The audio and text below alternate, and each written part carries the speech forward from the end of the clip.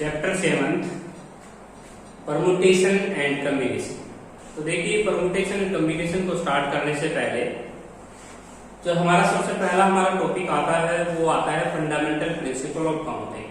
Fundamental principle of counting में भी दो रूल्स हैं, दो प्रिंसिपल हैं, एक है मल्टीप्लिकेशन प्रिंसिपल और एक एडिशन प्रिंसिपल। अब हमारे पास फंडामेंटल प्रिंसिपल ऑफ काउंटिंग ये कहता है एन इवेंट ए, यदि कोई इवेंट ए है occurs m different ways,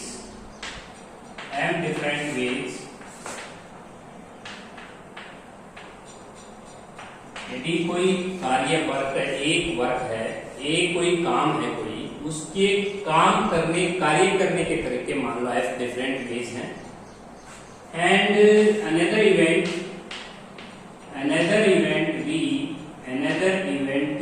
b occurs n different ways। अब कोई दूसरा वर्क है, वो दूसरा वर्क b है, उसके कार्य करने के तरीके मान लो अलग अलग वेज हैं, n वेज हैं। तो both of occurrence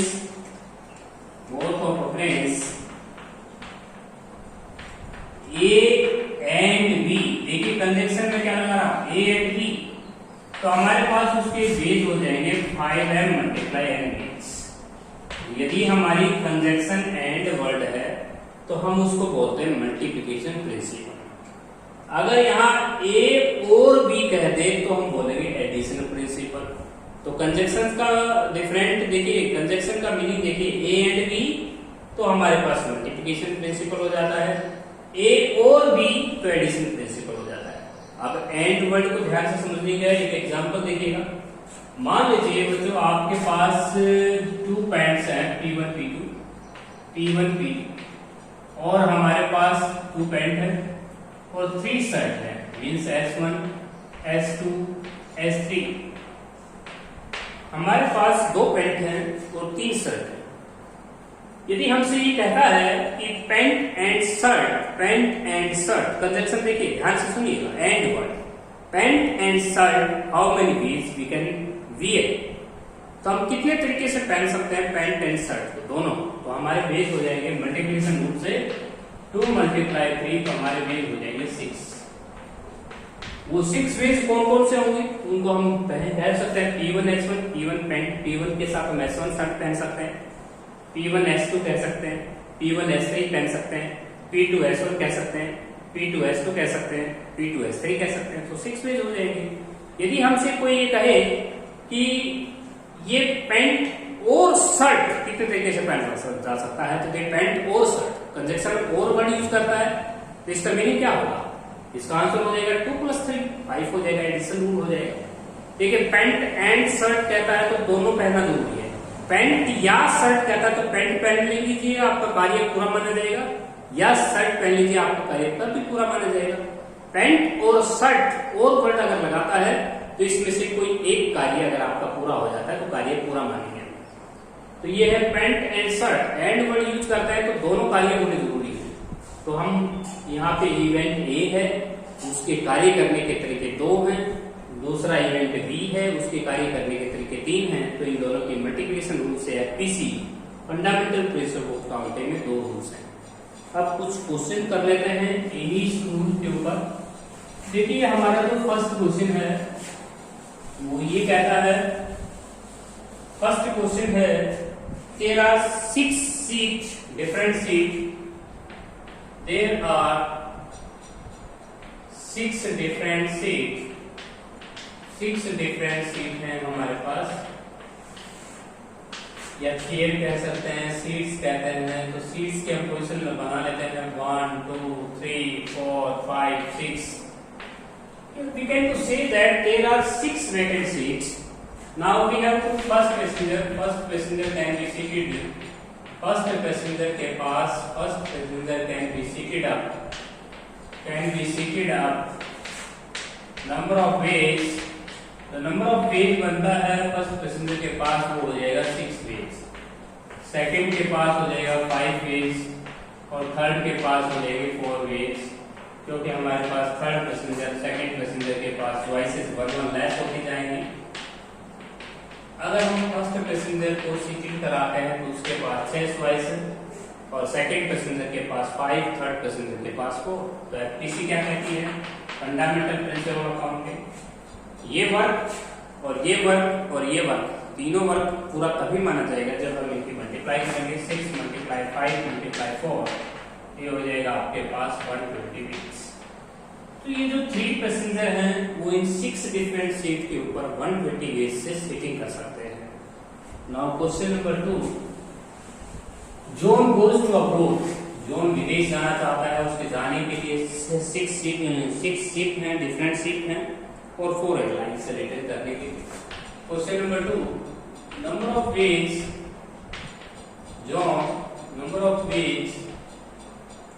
John goes to abroad number of ways हो जाएगा, number of ways by 6 different ship हैं उसके पास जाने के लिए। तो वेज हो जाएंगे 6 वेज। इन 6 शिप में से कोई भी शिप को यूज कर सकता है। Number of ways John return के लिए 4 एयरलाइंस है। रिटर्न by 4 डिफरेंट एयरलाइंस, आने के लिए वो एयरलाइंस का यूज करता है रिटर्न के लिए, और ये वेज हो जाएगी आपके 4 वेज। अब हम एफपीसी का यूज करेंगे। FPC fundamental principle of accounting हो जाएगा 6 × 4, तो 24 वेज से वो अपनी जर्नी को परफॉर्म कर सकता है। Now question number 3। Question number 3 कहता है कि in a monthly test teacher decided 1 question from each exercise. Exercise 7 having question 18 question, exercise 7 में 18 क्वेश्चन, एक्सरसाइज 8 में 12 क्वेश्चन और एक्सरसाइज 9 में 9 क्वेश्चन। अब in a monthly test teacher decided to 1 question from these exercise. 1 question is selected, 1 question is select from each exercise. Teacher can be decided. Teacher जो है monthly test के लिए can be selected. Number of ways teacher can be selected. Number of ways. तो FPC का rule हम लगाएंगे। तो first exercise में टीचर के पास 18 चॉइस है, सेकंड में 12 चॉइस है, थर्ड में 9 चॉइस है, टोटल मल्टीप्लाई हो जाएगी 1944। So easy. एक्सरसाइज 7 से 1 क्वेश्चन सेलेक्ट करने की टीचर के पास 18 वेज है। एक्सरसाइज 8 में 12 क्वेश्चन है तो 12 वेज, 12 क्वेश्चन में कोई भी क्वेश्चन पुट अप कर सकता है एग्जाम में, और 9 क्वेश्चन में से कोई भी क्वेश्चन रख सकता है एग्जाम में। तो एफपीसी का रूल लग जाएगा। नंबर 4, क्वेश्चन नंबर जो 4 है, दिल्ली टू मुंबई जाने के लिए 4 रास्ते हैं, T1, T2, T3, T4 और M1, M2, M3, M4। तो देखिए going to Delhi to Mumbai, Delhi to Mumbai जाने के 4 डिफरेंट वेज हमने मान ली। तो फर्स्ट जो वेज हो जाएगा वो D1, M1 हो जाएगा, D1, M2 हो जाएगा, D1, M3 हो जाएगा, D1, M4 हो जाएगा, D2, M1 हो जाएगा, D2, M2 हो जाएगा, D2, M3 हो जाएगा और D2, M4 हो जाएगा। इसी प्रकार D3, M1 से वेज से दिल्ली से मुंबई जा सकता है, D3, M1, D3 और यहाँ पे आप ले सकते हैं M2, M3, M4। तो ये हो जाएंगे दिल्ली टू मुंबई जाने के रास्ते। D1, M4, D4, M4, M1 और D4, M2 और D4, M3 और D4, M4। तो देखिए यहाँ पे आप देख सकते हैं दिल्ली टू मुंबई जाने के 4 वेज दे रहा था, तो हम यहाँ पे 16 वेज 4 × 4 वेज, तो हमारे पास 4 वेज हो जाए 16 वेज हो जाएंगे। अब इसका सेकंड पार्ट कहता है कि same route is not taken. तो हम same route is not taken में ये फिक्सेस जो जिनका फिक्सेस सेम है इनको लेस कर देंगे। सेम रूट अगर टेकन नहीं करता है तो आंसर हो जाएगा 12 वेज।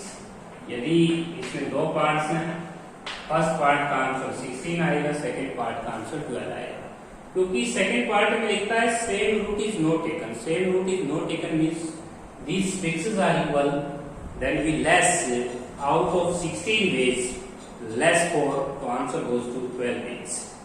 इसके बाद नेक्स्ट जो क्वेश्चन है, fifth question, in a committee of 8 person we have to select chairman and vice chairman post.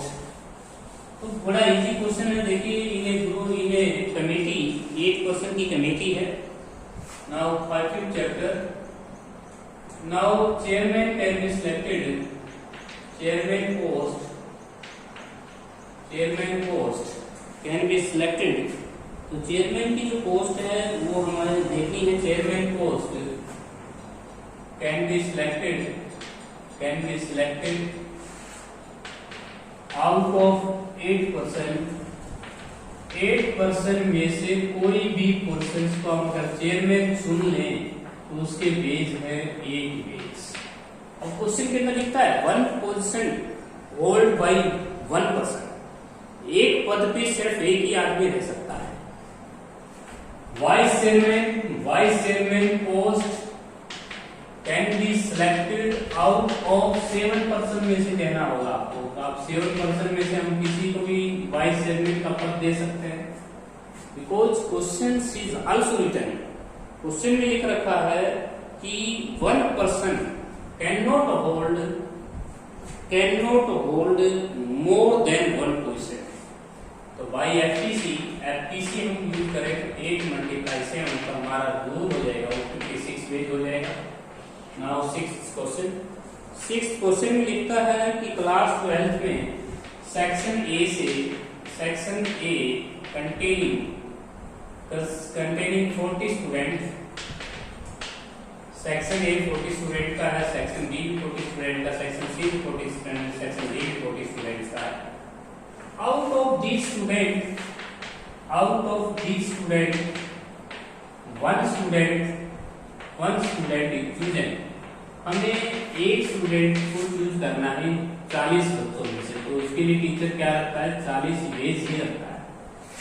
Out of these 40 student 1 student is chosen from section B. इसके लिए भी 40 बेस हो जाएंगे. नेक्स्ट सेक्शन में से भी आपको 40 स्टूडेंट में से एक स्टूडेंट का चयन करना है. From these 4 section 1 student is chosen. Now how many number of base. इसके लिए 40 बेस ही हो जाएंगे क्योंकि हर एक सेक्शन में 40 स्टूडेंट हैं. 40 स्टूडेंट में से एक बच्चे का चयन होना है. तो एफपीसी कहती है टोटल बेस जो हो जाएंगे वो 40 multiply 40 multiply 40 multiply 40 256 upon 1 2 3 4. That is our required answer. देखिए क्लास 12th में चारों सेक्शनों में कंसिस्ट हैं 40 student. Teacher has to decided only 1 student. Teacher has to choose only 1 student from each sections. The number of ways these 4 boys can be selected.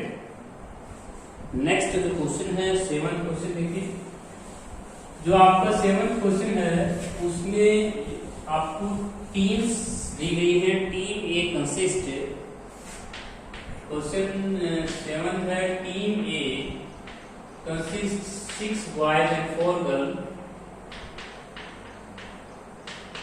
Now team B में 5 boys 3 girls. ये आपकी team B में, team ए में लिखता है, team B में ये. अब हमें सिंगल मैच अरेंज करने हैं. क्वेश्चन में स्पष्ट लिखा हुआ है कि जो लड़का होगा उसका प्रतिद्वंदी लड़का ही होगा और लड़की जो है वो उसकी प्रतिद्वंदी लड़की ही होगी. तो टोटल मैच कितने कराने होंगे. टोटल मैच बिटवीन बॉयज के बीच में अगर हम सिंगल अरेंज देखें तो एफटीसी कहती है इसके अंदर 6 स्टूडेंट है, इसमें 5 स्टूडेंट बेस है तो 6 मल्टीप्लाई 5 30 मैच कराने होंगे आपको बॉयज में. टोटल मैच बिटवीन गर्ल्स के बीच में अगर हमें मैच करने हैं बाय एफटीसी से करना है तो यह देगा 6 4 मल्टीप्लाई 3 12 मैचेस कराने होंगे. तो दोनों की टोटल मैच जो हो जाएंगे आपके 32 मैच हो गए बॉयज के बीच में और 12 मैच हो गए गर्ल्स के बीच में. तो टोटल मैच हो जाएंगे 30 + 42 मैचेस हमें कराने होंगे. नेक्स्ट क्वेश्चन है, क्वेश्चन नंबर जो 8 है वो भी इजी है। कहता है 6 मल्टीपल चॉइस क्वेश्चंस हैं। फर्स्ट चॉइस पर there are 6 multiple choice question. Question number 8 there are 6 multiple choice question. Multiple जो चॉइस क्वेश्चन है वो हमारे पास वो 6 हैं। अब कहता है जो फर्स्ट जो 4 क्वेश्चंस हैं, first 3 question 4 choices, first 3 question have 4 choices each. Next 3 questions 5 choices. Next 3 question have 5 choices each. Now number of ways this answer can be possible.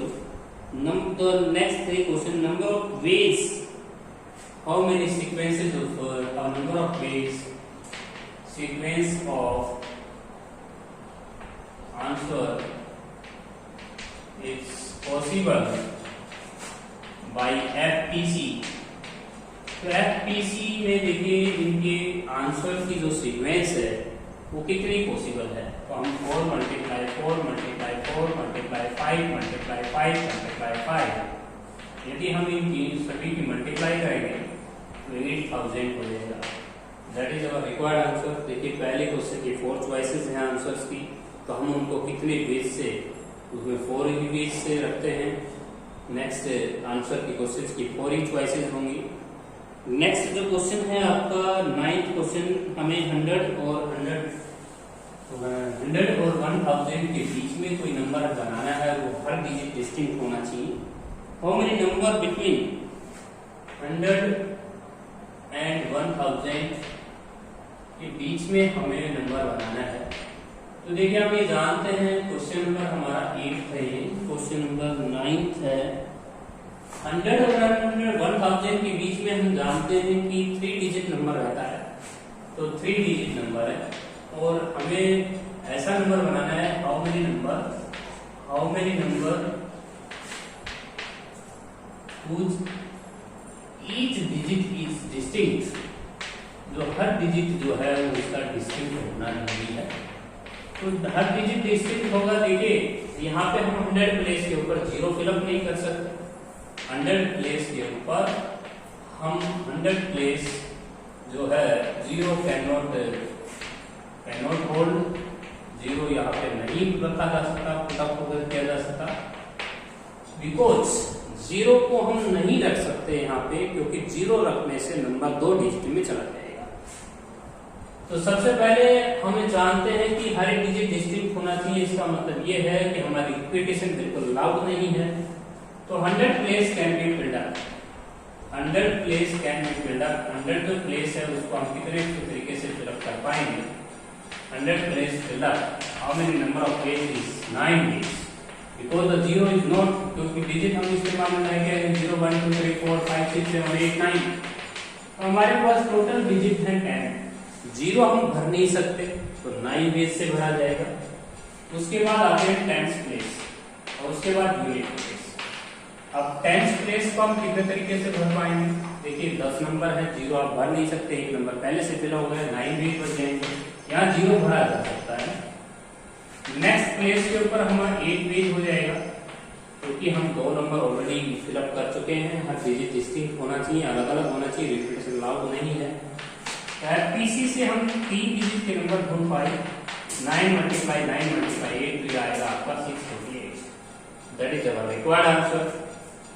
यदि हम 81 की 8 से मल्टीप्लाई करते हैं तो 648 आता है। तो क्वेश्चन नंबर 9 बिल्कुल इजी, सो इजी।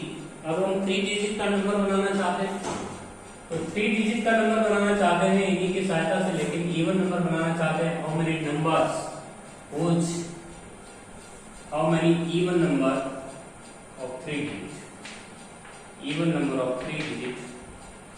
हम 3 डिजिट की संख्या बनाना चाहते हैं और रिपीटेशन अलाउड है, repetition is allowed and digit can be repeated, digit can be repeated. ये हमारा 10th क्वेश्चन है, इसी में से हम क्वेश्चन को सोल्व करेंगे। डिजिट अगर हमने डिजिट अगर आपने रिपीटेड किया तो हमारा आंसर निकल क्या आएगा। नाउ क्वेश्चन नंबर 10, हमें 3 डिजिट का नंबर बनाना है और किसकी हेल्प से बनाना है, 0 to 9 की हेल्प से, और रिपीटेशन लाउड है और इवन नंबर बनाना है। तो सबसे पहले यूनिट प्लेस को हम फिलअप कर पाएंगे 0 2 4 6 8 से, तो इसके 5 पेज हो जाएंगे। क्योंकि आप जानते हैं कोई भी नंबर इवन तब बनता है जब उसका जो यूनिट प्लेस होगा वो आपका इवन होना जरूरी है। तो उसको 0 2 4 6 8 की सहायता से भर दीजिए। 0 यहाँ आ नहीं सकता तो 9 पेज हो जाएगा, क्योंकि 2 डिजिट में चला जाएगा। अगर आपने 0 फिलअप कर दिया तो 100 प्लेस पे, इसलिए 9 लिखा है। नेक्स्ट प्लेस पे 10 पेज लिख दे, रिपीटेशन लाउड है आपकी। तो टोटल जो नंबर हो जाएंगे एफपीसी से वो हो जाएंगे 9 × 10 × 5, तो ये हो जाएगा 450। तो 450 नंबर ऐसे हो जाएंगे 3 डिजिट के जो इवन नंबर होंगे, और 0 1 2 3 4 5 6 7 8 9 की हेल्प से 3 digit even number we can make 450 if repetition is allowed। इस क्वेश्चन का रिपीटेशन अलाउड था।